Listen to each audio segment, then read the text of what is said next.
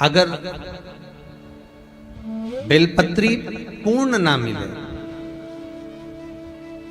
एक समय ऐसा आता है कि बेलपत्रियों को कीड़े खा जाते हैं, खंडित हो जाती है, सूख जाती है, बेलपत्री पूर्ण ना मिले,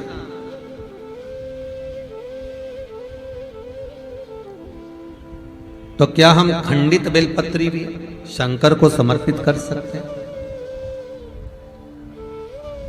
देखिए प्रश्न कितना सुंदर है। उसका प्रश्न केवल एक व्यक्ति के लिए ये प्रश्न नहीं होता, ये प्रश्न जो करे जाते हैं ये जग कल्याण के लिए, सभी के लिए। मान लो अगर बेलपत्री साबुत नहीं है, बेलपत्री कहीं कीड़ा खा गया, कहीं बेलपत्री खंडित हो गई, कहीं बेलपत्री में कुछ तकलीफ है, मान लो कीड़ा हो गया या कुछ हो गया और वो खंडित है, तो क्या हम उसको ना चढ़ाएं कि चढ़ाएं? और बेलपत्री मिल ही नहीं रही है और बेलपत्र हमें प्राप्त ही नहीं हो रही, ऐसी दशा में हम क्या कर सकते हैं? तो शिव महापुराण की कथा कहती है यह भी जरूरी नहीं है कि आप बेलपत्र समर्पित करें। कितना सुंदर कहा है शिव महापुराण की कथा में कि हम ये भी नहीं कह रहे कि बेलपत्र आप समर्पित करें। अगर बेलपत्र खंडित है, टूटी पड़ी है और आपके पास में नहीं है, तो शिव जी की चढ़ी हुई बेलपत्र को धोकर शंकर पर चढ़ा दे। उसने दूसरा प्रश्न लिखा, मान लो मंदिर में भी बेलपत्र नहीं हो तो? बहुत अच्छे प्रश्न है ये। मंदिर में भी बेलपत्र ना हो तो कितना सुंदर कहा। एक भजन आप लोग गाते हो कि मन मेरा मंदिर, आंखें दिया बाती, होठों की है तालियां, रोम फूलवाती।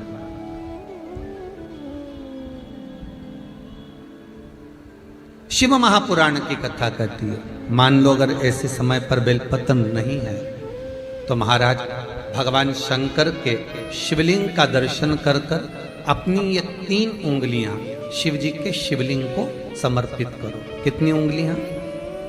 जम के बोलिए। 3 उंगलियां शंकर के शिवलिंग को समर्पित करिए और बाबा से निवेदन करिए, इसको हमारा बेलपत्र का भाव मानकर आप स्वीकार करिए। ओम नमः शिवाय, श्री शिवाय नमस्तुभ्यम या मृत्युंजय का जाप करते हुए, गौरी शंकर का स्मरण करते हुए हाथ का स्पर्श कर कर बाबा को नमन करो, प्रणाम करो। बाबा उस बेलपत्र को भी स्वीकार कर लेता है। बाबा उस बेलपत्र, यहाँ तो कितना शिव महापुराण के अंतर्गत एक लिंग पुराण है। लिंग पुराण के अंतर्गत वर्णन आता है कि आप अगर आपके पास में शिवलिंग भी नहीं है, आप किसी नदी में स्नान कर रहे हो तो अपने अंगुष्ठ को आगे कर कर आप उस पर भी जल चढ़ा सकते हो। भगवान शंकर उसको भी स्वीकार कर। आप किसी नदी का कंकर उठाकर अपने हथेली में रखकर उसको भी जल चढ़ा सकते हो, भगवान उसको भी स्वीकार कर। भगवान उसको भी ग्रहण कर लेगा, भगवान उसको भी स्वीकार कर।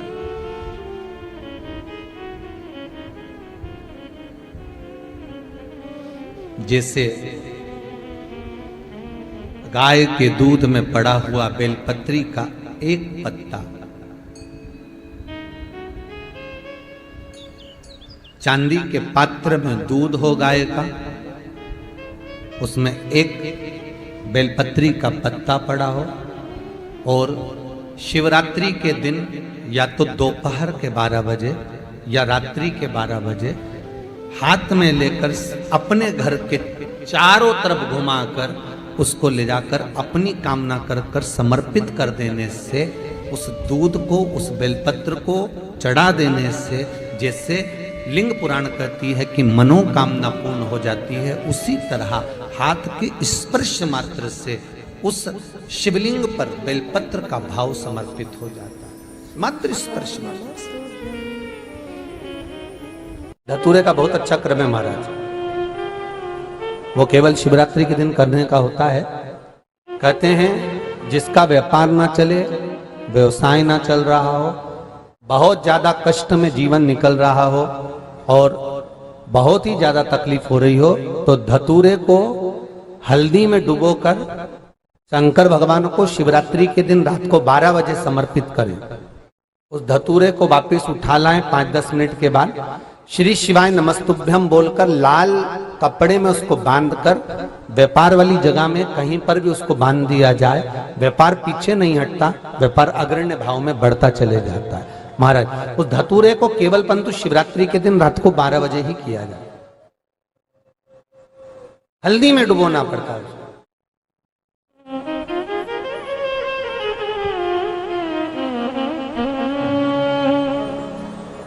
यही प्रमाण एक क्रम में और है महाराज जी। लिंग पुराण कहती है, मान लो किसी व्यक्ति को कोई एक भारी बीमारी हो गई, बड़ा रोग हो गया, और वो रोग डॉक्टर कह रहा है कि ये ठीक नहीं होना है, बहुत तकलीफ उसमें है और कष्ट ही कष्ट है, वो ठीक नहीं हो रहा, दवाइयां लग रही, गोलियां खा रहे हैं। तो महाराज उसका भी वर्णन है। 7 धतूरे, कितने धतूरे लेना है? 7 धतूरे। कोई सी भी शिवरात्रि से मतलब महीने में एक बार शिवरात्रि आती है, प्रत्येक महीने आती है। किसी भी शिवरात्रि के दिन 7 धतूरे लेकर, एक धतूरे में मौली, लच्छा, नाड़ा लपेटकर, चंद्रमौली भगवान का स्मरण कर उस मौली को लपेटकर 6 धतूरे में हल्दी लगाकर शंकर भगवान की जो जलाधारी है, जलाधारी में आपको पहले भी वर्णन किया है, शंकर भगवान का ये शिवलिंग है, ये जलाधारी है, ये भगवान का जल निकलने का स्त्रोत, चरणारविंद का भाव।